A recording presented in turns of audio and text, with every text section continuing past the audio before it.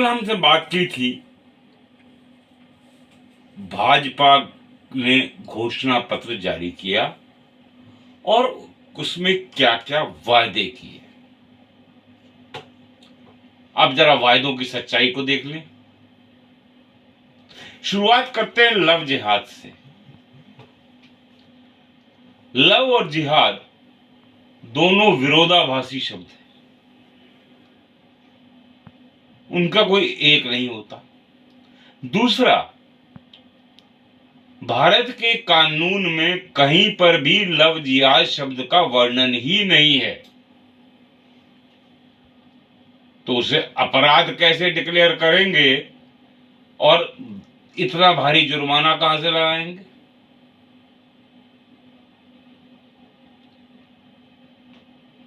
भाई, अगर आपने कहना है, आप कहिए कि जोर जबरदस्ती झूठ प्रपंच रच के अगर कोई मुस्लिम लड़की को, मुस्लिम लड़के को, हिंदू लड़की को, हिंदू लड़के को बहलाता फुसलाता है शादी के लिए, हालांकि ये बात समझ में नहीं आती क्योंकि समझदार बच्चे होते हैं, समझदारी की उम्र है, उन्हें कौन बहला फुसला लेगा। लेकिन फिर भी एक बात सरकार की मान भी लें तो कम से कम अपनी बात ढंग से कहनी तो चाहिए। अगले वादे के ऊपर चलते हैं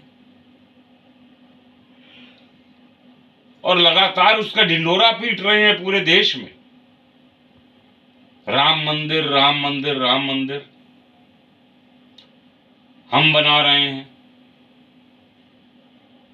भाई, आप कहां से बना रहे हो?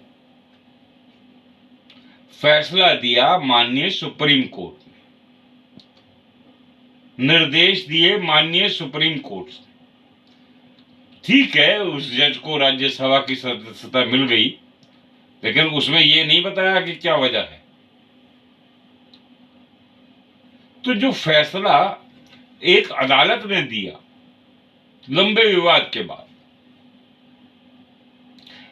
क्या सुप्रीम कोर्ट को जो पभौती बांध रही है भाजपा? क्या जज आपकी जेब में बैठे थे? यहां तो ये बताइए। और नहीं बैठे थे तो फिर राम मंदिर का ढोल क्यों पीट रहे हैं? भगवान राम सबके इष्ट हैं, लोगों की श्रद्धा है, लेकिन राम के नाम का दुरुपयोग तो नहीं करना चाहिए।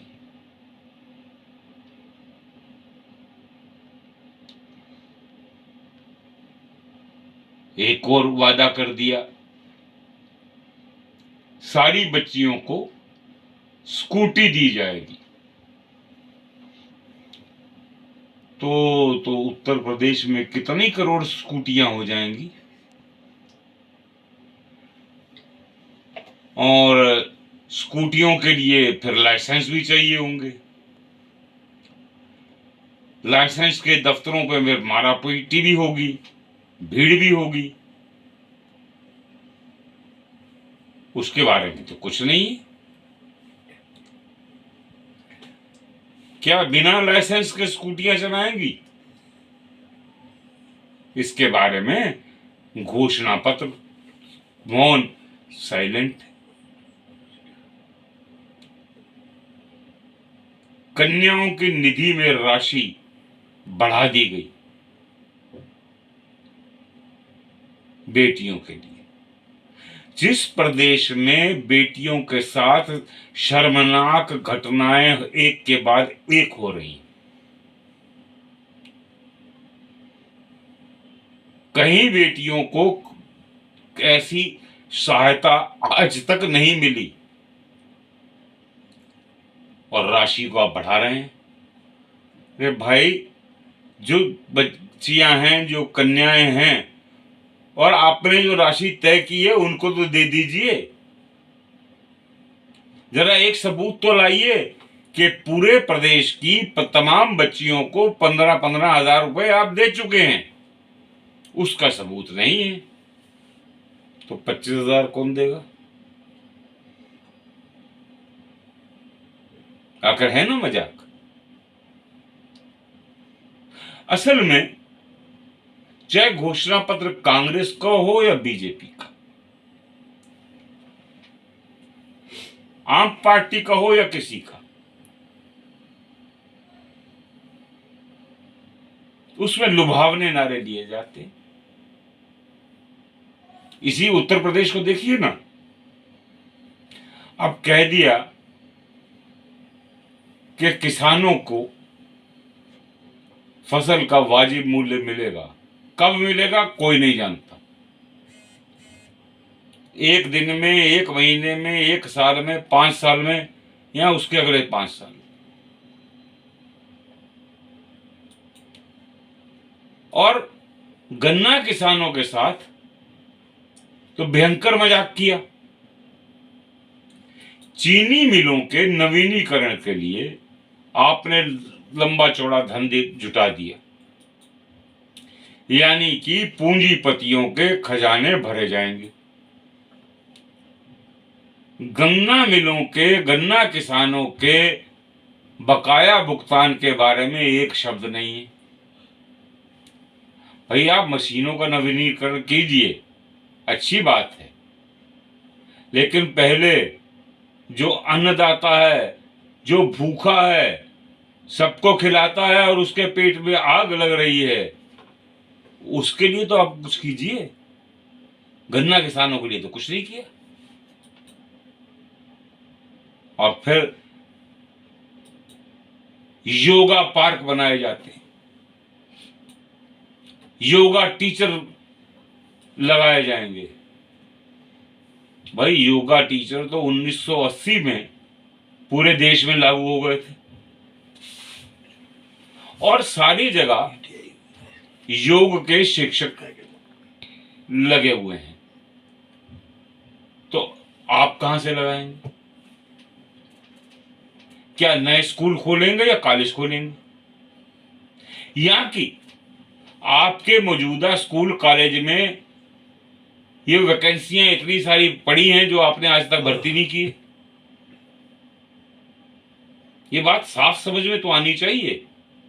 गोल मोल क्यों बात कर रहे हैं? इसी तरह और बहुत से मसले हैं। हर एक मसला एक आकलन चाहता है। बहुत सी समस्याओं का जिक्र भी किया। अमित शाह जी ने भारत के गृह मंत्री होते हुए एक दल का घोषणा पत्र जारी किया और हैरानी की बात है कि सरकारी न्यूज एजेंसी ने अमित शाह को भाजपा नेता नहीं कहा, गृह मंत्री बोला। गृह मंत्री का काम चुनाव के घोषणा पत्र नहीं करना होता। गृह मंत्री के रूप में वो गृह मंत्री है और भाजपा के नेता के रूप में वो नेता है। उनकी खिचड़ी क्यों पका दी या क्यों, किसने पकवा दी? आपको याद होगा श्रीमती इंदिरा गांधी जब कांग्रेस की प्रधानमंत्री थी, लेकिन यदि पार्टी कार्यक्रम में वो मौजूद होती थी तो उसे कांग्रेस नेता कहा जाता था। कुछ लोग पत्रकार ब्रैकेट में प्रधानमंत्री भी लिख देते थे, लेकिन यहां तो ब्रैकेट का चलन ही खत्म हो गया। तो देश कहां जा रहा है? आज लोगों के लिए बड़े बड़े पार्क विकसित करने की बात है, mega food park. Mega food कहां से आएगा? किसानों की पैदावार से। तो कुछ दिया नहीं, तो ये मेगा फूड पार्क कहां से आएंगे? और मेगा फूड पार्क जो हैं वो पूंजीपति बनाएंगे।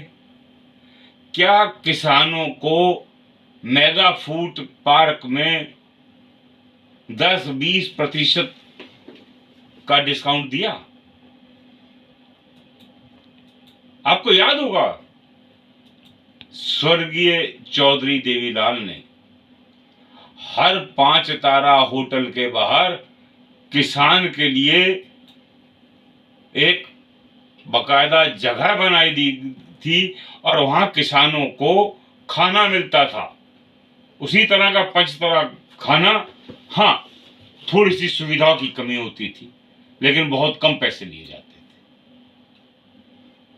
भाई अगर आप मेगा फूड पार्क बना रहे हैं तो पहले किसानों के लिए तो कुछ कर दीजिए।